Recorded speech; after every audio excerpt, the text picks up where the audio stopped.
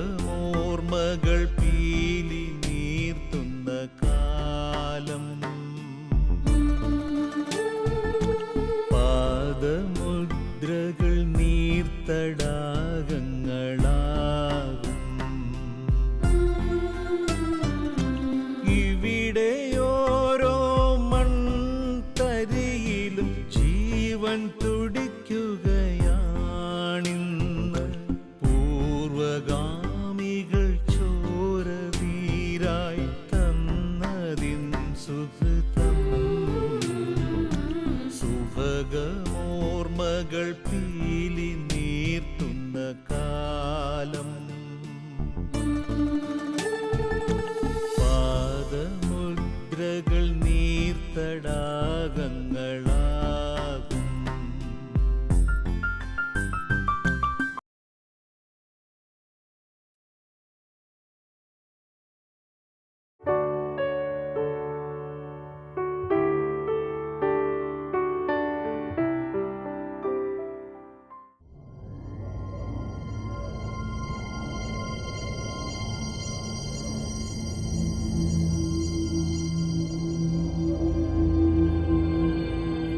അത്ഭുതങ്ങളുടെ കലവറയാണ് ഈ മഹാപ്രപഞ്ചം.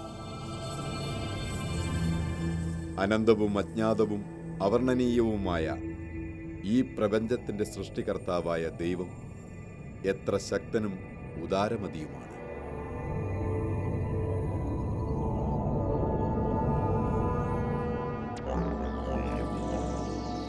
സൃഷ്ടികർമ്മത്തിന്റെ നിഗൂഢ സത്യങ്ങളെ ചൊല്ലി മതവും ശാസ്ത്രവും എന്നും തർക്കങ്ങളിലാണ്. എങ്കിലിതാ ബൈബിളിന്റെ അടിസ്ഥാനത്തിൽ മതപരവും ശാസ്ത്രീയവുമായ സത്യങ്ങളെ കൂട്ടിയിണക്കി ഒരു വൈദികൻ, ഫാദർ പോൾ മാറോക്കി. ഒരു കാലത്ത് ആളുകൾ വിചാരിച്ചുകൊണ്ടിരുന്നു, ശാസ്ത്രം പുരോഗമിച്ചു കഴിയുമ്പോൾ പിന്നെ മതത്തിന് പ്രസക്തി ഇല്ലാതാവും. അങ്ങനെയാണ് അവർ വിചാരിച്ചുകൊണ്ടിരുന്നത്. എന്നാൽ ഞാൻ ഐൻസ്റ്റൈൻ്റെ വാക്കുകൾ ഉദ്ധരിക്കാൻ ആഗ്രഹിക്കുകയാണ്. Religion without science is blind, science without religion is lame. ഐൻസ്റ്റൈൻ്റെ വാക്കുകളാണ്. Religion without science is blind, അന്ധവിശ്വാസമാവും.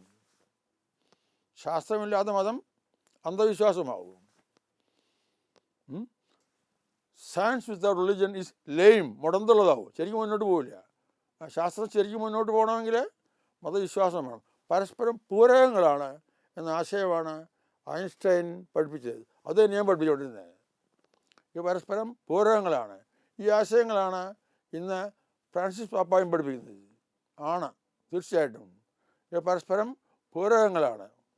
Benedict മാർപ്പാപ്പ പറഞ്ഞു, പരിണാമത്തെക്കുറിച്ച് മറ്റു കാര്യങ്ങളെക്കുറിച്ച് പറയുമ്പോൾ അദ്ദേഹം പറഞ്ഞു, ശാസ്ത്രജ്ഞന്മാർ ഗവേഷണം നടത്തട്ടെ, അവരോരോന്ന് കണ്ടുപിടിക്കട്ടെ. അത് നിങ്ങൾ പഠിപ്പിക്കുന്നതായിട്ട് ചേർന്ന് പോകുന്നില്ലെങ്കിൽ ഒരുപക്ഷെ നിങ്ങളുടെ പഠിത്തത്തിൽ കുഴപ്പമുണ്ടാവും. അവർ പഠിപ്പിക്കുന്ന കാര്യങ്ങൾ അവരുടെ കണ്ടുപിടുത്തങ്ങൾ നിങ്ങൾ പഠിപ്പിക്കുന്ന കാര്യങ്ങളുമായിട്ട് ചേർന്ന് പോകുന്നില്ലെങ്കിൽ ഒരുപക്ഷെ നിങ്ങൾ പഠിപ്പിക്കുന്ന ഒരു വയസ്സ് ചെയ്യേണ്ടി വരും എന്ന് ബെനഡിക്ട് പതിനാറാം മാർപ്പാപ്പ പറഞ്ഞിട്ടുണ്ട്.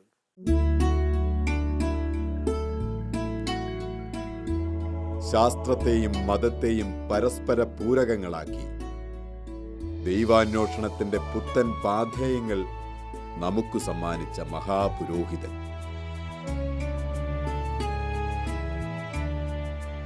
ആധുനിക കാലഘട്ടത്തിലെ അധ്യാപകർ പുതിയ മാധ്യമങ്ങൾ ഉപയോഗിച്ച്, മൾട്ടിമീഡിയ പോലെയുള്ള മാധ്യമങ്ങൾ ഉപയോഗിച്ച് ക്ലാസ്സുകൾ എടുക്കുമ്പോൾ മാറോക്കിയച്ചൻ അതിൻ്റെ പഴയകാല രൂപങ്ങൾ എന്ന് പറഞ്ഞാൽ ബോർഡിൽ എഴുതി കൃത്യമായി സിസ്റ്റമാറ്റിക്കായിട്ട് ഓരോ വിഷയവും ക്ലാസ് എടുക്കാനുള്ള പ്രത്യേക നയചാതുര്യം അദ്ദേഹത്തിനുണ്ടായിരുന്നു. അതുകൊണ്ടാണ് അദ്ദേഹത്തിൻ്റെ ക്ലാസ്സുകൾ എല്ലാവർക്കും ഇഷ്ടപ്പെട്ടത്. മാത്രമല്ല, വലിയ ഒരു പണ്ഡിതൻ, അതേ സമയത്ത് എന്നും പഠിച്ചുകൊണ്ടിരിക്കുന്നവനായ മാറോക്കിയച്ചൻ താൻ പഠിപ്പിക്കുന്ന വിഷയത്തിൻ്റെ ആധുനികമായ നൂതനമായ എല്ലാ കണ്ടുപിടുത്തങ്ങളും ഓരോ ദിവസവും വായിച്ച് തൻ്റെ ക്ലാസ്സിൻ്റെ പഠന വിഷയത്തിൽ കൂട്ടിച്ചേർക്കാനും അദ്ദേഹം ശ്രമിച്ചിരുന്നു. അദ്ദേഹത്തിൻ്റെ ശിഷ്യഗണങ്ങൾ ഒരു നല്ല ആത്മീയ ഗുരുവായിട്ട് അദ്ദേഹത്തെ കാണുമ്പോൾ അദ്ദേഹത്തിൻ്റെ ഓർമ്മ എന്നും ശിഷ്യരുടെ മനസ്സിലുണ്ട്, ഉണ്ടായിരിക്കുകയും ചെയ്യും.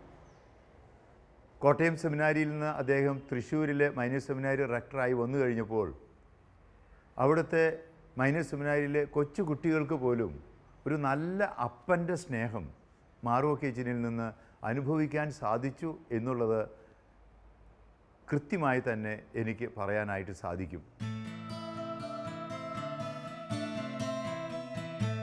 ആത്മീയ വഴികളിൽ തനിക്ക് താങ്ങും തണലുമായി നിന്ന മാതാപിതാക്കളും ഗുരുഭൂതന്മാരും അച്ഛൻ്റെ ഓർമ്മയിൽ എന്നും നിറഞ്ഞു നിൽക്കുന്നു. തിരുസഭയ്ക്ക് നല്ല ദൈവം നൽകിയ ഒരു വലിയ സമ്മാനമാണ് ഫാദർ പോൾ മാറോക്കി. അദ്ദേഹം വൈദികനായി ഒരു വർഷം മാത്രം ഇടവകയിൽ ജോലി ചെയ്തു. അതിനുശേഷം ബാക്കിയുള്ള കാലഘട്ടം മുഴുവനും വൈദിക പരിശീലനത്തിനായി സെമിനാരികളിലായിരുന്നു. അതെന്താണ് അദ്ദേഹത്തെ സുദീർഘമായ കാലഘട്ടം മുഴുവനും ഈ ഒരു വലിയ കാര്യത്തിനെ നിയോഗിച്ചത് എന്ന് ചോദിച്ചാൽ അതിൻ്റെ ഉത്തരം സഭയുടെ ആ പ്രത്യേക താല്പര്യമാണ്. നമുക്ക് കിട്ടിയിരിക്കുന്ന നിർദ്ദേശം ഇതാണ്: വൈദിക പരിശീലനത്തിനായി രൂപതയിലെ ഏറ്റവും നല്ല വൈദികരെ കൊടുക്കണം. അങ്ങനെ പരിശീലനത്തിനായി ഏറ്റവും നല്ല ഒരു വൈദികനെ കൊടുക്കാൻ തൃശ്ശൂർ രൂപത ചിന്തിച്ചപ്പോൾ മാറോക്കിയച്ചനാണ് ആലപ്പാട്ട് പിതാവിൻ്റെ മനസ്സിൽ വന്നത്. കോട്ടയം സെമിനാരിലേക്ക് അയച്ചു. അവിടെ അദ്ദേഹം അധ്യാപകനായി, പരിശീലകനായി വളരെ സുദീർഘമായ സേവനമാണ് അവിടെ നിർവഹിച്ചത്. അദ്ദേഹം നല്ലൊരു അധ്യാപകനായിരുന്നു. എന്നും വൈദിക വിദ്യാർത്ഥികൾ മാറോക്കിയച്ചൻ്റെ അധ്യാപനത്തെക്കുറിച്ച് പറയാറുണ്ട്. വളരെ ക്ലിഷ്ടമായ വിഷയങ്ങൾ, സയൻസ് സംബന്ധമായ വിഷയങ്ങളൊക്കെ വളരെ വ്യക്തതയോടുകൂടി, ലാളിത്യത്തോടുകൂടി വിശദീകരിച്ച് എല്ലാവർക്കും മനസ്സിലാകുന്ന വിധത്തിൽ അവതരിപ്പിക്കാൻ എന്തോ ദൈവം ഒരു പ്രത്യേക വരം അദ്ദേഹത്തിന് കൊടുത്തിരുന്നു.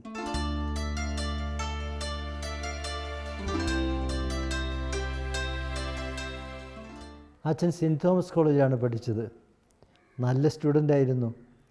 പഠിച്ച് അദ്ദേഹത്തിന് ആ കോളേജിൽ തന്നെ ജോലി ചെയ്യാനുള്ള എല്ലാ സാഹചര്യങ്ങളും ഒത്തിണങ്ങിയ അവസരത്തിലാണ് അദ്ദേഹം സെമിനാരിലേക്ക് പോകേണ്ടി വരുന്നത്. കോളേജിൽ പഠിച്ചിരുന്നെങ്കിൽ അദ്ദേഹത്തിന് ഒരുപക്ഷെ കൂടുതൽ സമ്പത്തുണ്ടാകാൻ സാധിക്കുമായിരുന്നു, പണം സമ്പാദിക്കാമായിരുന്നു. പക്ഷേ അദ്ദേഹം അതെല്ലാം വേണ്ടെന്ന് വെച്ചിട്ട് ഒരു സമ്പത്തുമില്ലാതെ ജീവിക്കാൻ താല്പര്യപ്പെട്ടുകൊണ്ടാണ് സെമിനാരിയിലേക്ക് പോകുന്നത്. പക്ഷേ എന്താണ് സംഭവിച്ചത് ചോദിച്ചാൽ അദ്ദേഹം ഇപ്പോൾ വലിയ സമ്പന്നനായി തീർന്നിരിക്കുകയാണ്. അദ്ദേഹത്തിൻ്റെ സമ്പത്ത് എന്താണെന്ന് ചോദിച്ചാൽ ശിഷ്യ സമ്പത്താണ് അദ്ദേഹത്തിനുള്ളത്. ഒന്ന് ഓർത്ത് നോക്കുക, ആയിരക്കണക്കിന് വൈദികർ അദ്ദേഹത്തിൻ്റെ ശിഷ്യരാണ്. ഇത്രയും വലിയ സമ്പത്തുള്ള വേറൊരു മനുഷ്യൻ ഈ ലോകത്തുണ്ടോ എന്ന് ഞാൻ സംശയിച്ചു പോവുകയാണ്.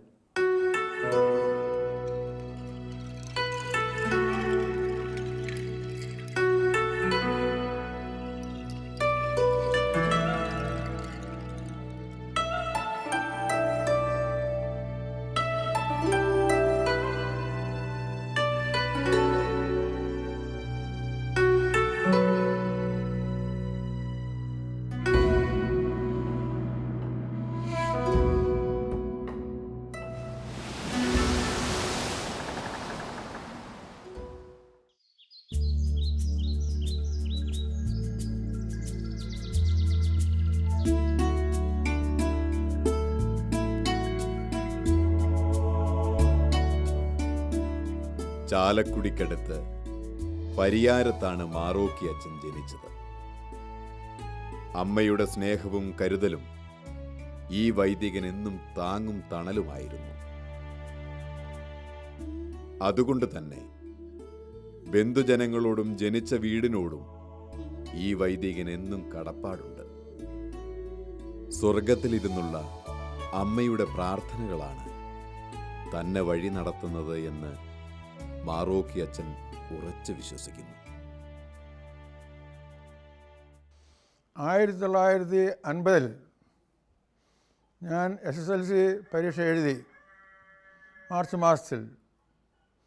ഇനി എന്തു വേണമെന്നുള്ള ചിന്ത എൻ്റെ മനസ്സിലുണ്ടായിരുന്നു. ഉച്ചഭക്ഷണം തയ്യാറാക്കുന്ന സമയത്ത് അടുക്കളയിൽ ചെന്ന് അമ്മയോട് ഞാൻ പറഞ്ഞു, അമ്മേ,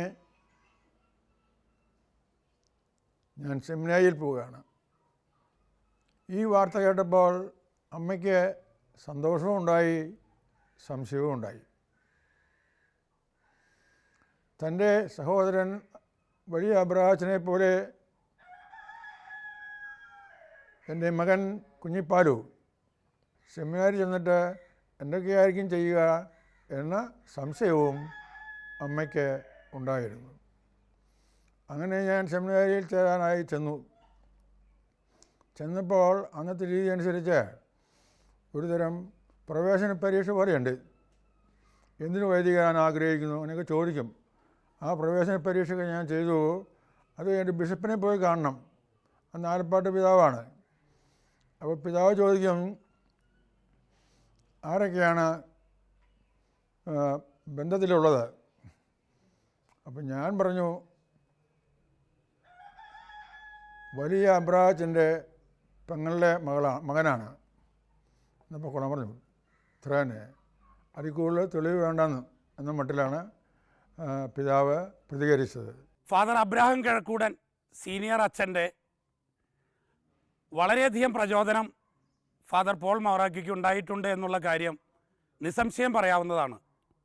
അതോടൊപ്പം ഈ കുടുംബത്ത് മറ്റു വൈദികരും ഉണ്ടായിരുന്നു എന്നുള്ള കാര്യത്തിലും ഞങ്ങൾക്കേറെ അഭിമാനമുണ്ട്. Father Abraham Kizhakkudan junior, father Eusebius CMI, father Antony Kizhakkudan, അങ്ങനെ തുടങ്ങി വളരെയധികം വൈദികർ ഉള്ള ഒരു ഫാമിലിയാണ് ഞങ്ങളുടെ ഈ കിഴക്കൂടൻ, കണ്ണങ്ങാത്ത് കിഴക്കൂടൻ തറവാട്. ഞങ്ങളേറെ അഭിമാനിക്കുന്നു. ഫാദർ പോൾ മൗറാക്കിയുടെ സ്തുത്യർഹമായിട്ടുള്ള സെമിനാരിയിലെ അധ്യാപക ജീവിതം, ഇക്കാര്യത്തിൽ കിഴക്കൂടൻ ഫാമിലിക്ക് ഒന്നേ പറയാനുള്ളൂ, വളരെ വന്യനായിട്ടുള്ള ഒരു ഗുരുശ്രേഷ്ഠൻ. തൻ്റെ അങ്കിളിൻ്റെ അതുപോലെ തന്നെ സമാനമായ സ്വഭാവമുള്ള ഫാദർ അബ്രഹാം കിഴക്കൂടൻ സീനിയറിനെ പോലെ തന്നെ പ്രഗത്ഭനായിട്ടുള്ള ഒരു വ്യക്തിത്വത്തിൻ്റെ ഉടമയാണ് ഫാദർ പോൾ മൗറാക്കി എന്നുള്ള കാര്യത്തിൽ ഒട്ടും സംശയമില്ല.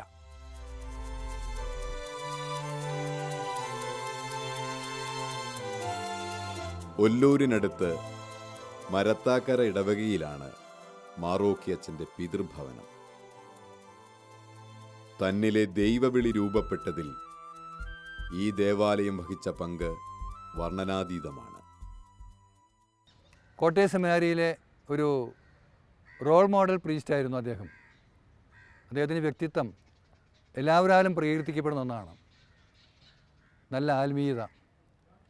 അദ്ദേഹത്തിൻ്റെ ക്ലാസ് എല്ലാവർക്കും ഇഷ്ടമാണ്. കളിക്കളത്തിലെ അദ്ദേഹം ഒരു സിംഹത്തെ പോലെയാണ്. ബാസ്കറ്റ് കോർട്ടിലൊക്കെ ഒരുമിച്ച് കളിക്കാനായിട്ട് എനിക്ക് സന്തോഷമായിരുന്നു.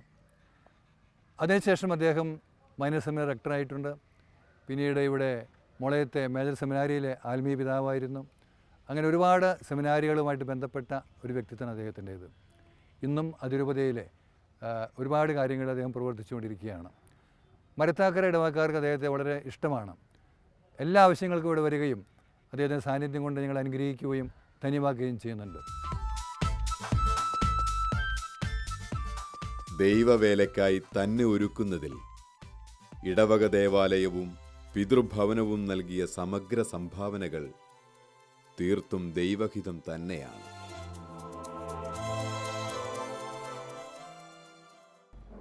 അപ്പൻ എന്നെ ഒരുപാട് സഹായിച്ചിട്ടുണ്ട്. ഞാൻ ഒരു കുസൃതി ആയിരുന്നതുകൊണ്ട് എന്നെ ശിക്ഷിക്കുവാൻ അപ്പൻ മടിച്ചിട്ടില്ല. ഒരു സംഭവം ഞാൻ ഓർത്തു പോവുകയാണ്.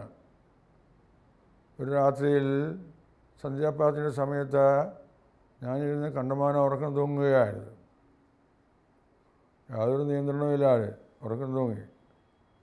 എന്താടാ ഉറങ്ങുന്നതിന് പല പ്രാവശ്യം പറഞ്ഞിട്ട് ഞാൻ അനുസരിക്കാത്തതിൻ്റെ പേരിൽ അപ്പം എന്നോട് പറഞ്ഞു, ആ മുറ്റത്ത് പോയി മുട്ടുകുത്താൻ പറഞ്ഞു.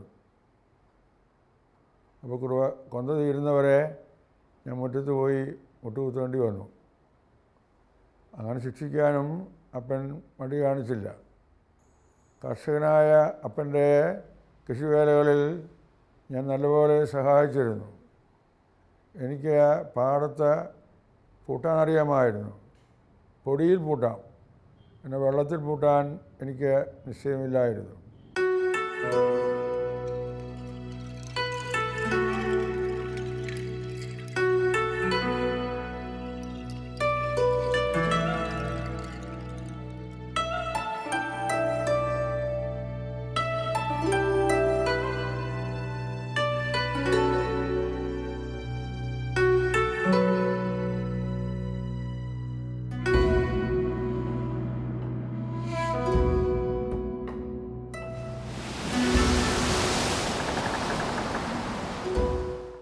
ശാസ്ത്രകാര്യങ്ങളുമായി അച്ഛൻ്റെ അവഗാഹം എന്നെ പലപ്പോഴും അത്ഭുതപ്പെടുത്തിയിട്ടുണ്ട്. മരത്താക്കര പാരിഷ് ബുള്ളറ്റിൻ അച്ഛൻ ചെയ്യുന്ന ശാസ്ത്രലോകം എന്ന കോളത്തിലേക്ക് ലേഖനങ്ങളുമായി അച്ഛനുമായി ഞാൻ പലപ്പോഴും സംസാരിക്കാൻ വന്നിട്ടുണ്ട്. ഇന്ന് ലോകത്തിൽ നടക്കുന്ന സയൻസിൽ വരുന്ന മാറ്റങ്ങൾ അച്ഛൻ അത് ടി വിയിലൂടെയും പത്രങ്ങളിലൂടെയും മറ്റ് സോഷ്യൽ മീഡിയകളിലൂടെയും അച്ഛൻ അത് അപ്ഡേറ്റ് ചെയ്ത് കാണുമ്പോൾ എനിക്ക് ശരിക്കും ഞാൻ അത്ഭുതപ്പെടാറുണ്ട്. എനിക്ക് അച്ഛനെക്കുറിച്ച് ഓർക്കുമ്പോൾ എൻ്റെ ചെറുപ്പത്തിലെ കാര്യങ്ങളാണ് എനിക്ക് ഓർമ്മ വരുന്നത്. അച്ഛൻ സെമിനാരിൽ നിന്ന് വരുന്നത് വളരെ ദുർലഭമായിട്ടാണ് വീട്ടിലേക്ക് വരാറ്. അതും പല ആഘോഷങ്ങളുടെ സമയത്ത് മാത്രമാണ് വീട്ടിലേക്ക് വരുള്ളൂ. ആ വരുന്നത് ഞങ്ങൾക്ക് വളരെ സന്തോഷകരമായ കാര്യമാണ്. കാരണം ഞങ്ങൾക്ക് കൈ നിറയെ സമ്മാനങ്ങളുണ്ടായിരിക്കും അച്ഛൻ്റെ കയ്യിൽ. അത് കിട്ടി വന്നു കഴിഞ്ഞാൽ അച്ഛൻ്റെ കയ്യിൽ കുറേ പുസ്തകങ്ങളുണ്ടായിരിക്കും. ഭൂരിഭാഗവും അച്ഛൻ വീട്ടിൽ വന്നു കഴിഞ്ഞാലും പുസ്തകങ്ങൾ വായിക്കാനും പിന്നെ അതിലെ ചില കാര്യങ്ങൾ ഞങ്ങളെ പറഞ്ഞ് മനസ്സിലാക്കി തരാനും ഇംഗ്ലീഷിലെ ഗ്രാമർ കാര്യങ്ങളെല്ലാം ഞങ്ങളെ പറഞ്ഞ് മനസ്സിലാക്കി തന്ന് ഞങ്ങളുടെ അറിവിനെ കൂടുതലാക്കാനായിട്ട് വളരെയധികം ശ്രമിച്ചിട്ടുണ്ട്. സംസാരിക്കാനായിട്ട് അദ്ദേഹത്തിന് വളരെ താല്പര്യമാണ്. സയൻസ് വിഷയങ്ങളോടാണ് പുള്ളിക്കാരന് കൂടുതൽ താല്പര്യം. അത് പറഞ്ഞ് മനസ്സിലാക്കാനും ഞങ്ങളുടെ അറിവിനെ കൂട്ടാനായിട്ട് വളരെയധികം സഹായിച്ചിട്ടുണ്ട്.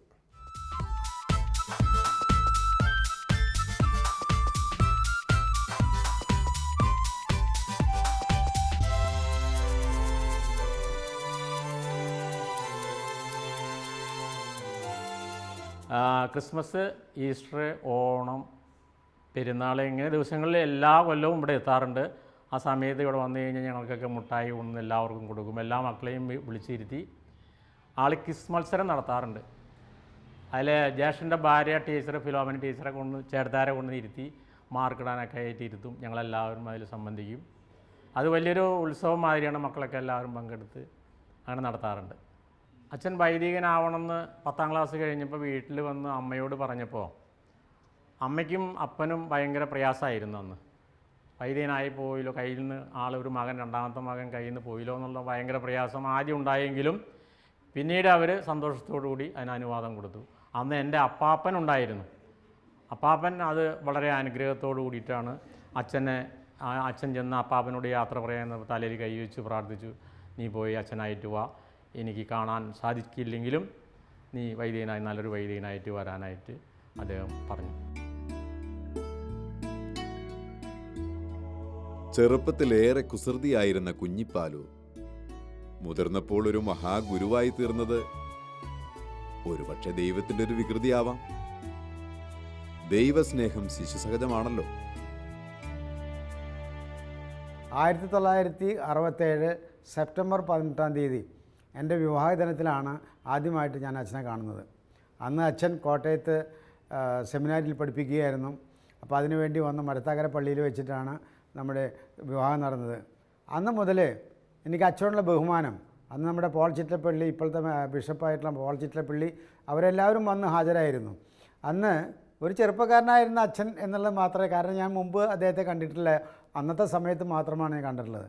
അന്ന് മുതൽ ആ സ്നേഹബന്ധം ഞങ്ങളൊക്കെ തുടർന്നുകൊണ്ടിരിക്കുകയാണ്. അച്ഛനിൽ കാണുന്നൊരു ഗുണം, എനിക്കിപ്പോൾ 4 മക്കളുണ്ട്, എൻ്റെ കൊച്ചുമക്കൾ 8 പേരുണ്ട്. എല്ലാവരുടെയും ആ ജന്മദിനം എല്ലാം അച്ഛൻ കൃത്യമായിട്ട് ഓർത്തുകൊണ്ടിരിക്കുന്നു. ആ ദിവസങ്ങളിലൊക്കെ അദ്ദേഹം ആശംസ പറയാനായിട്ട് വിളിച്ചിരിക്കും. അത് വളരെ ഒരു പ്രത്യേകമായിട്ട് അദ്ദേഹത്തിൽ കാണുന്ന ഒരു ഗുണവിശേഷമാണ്.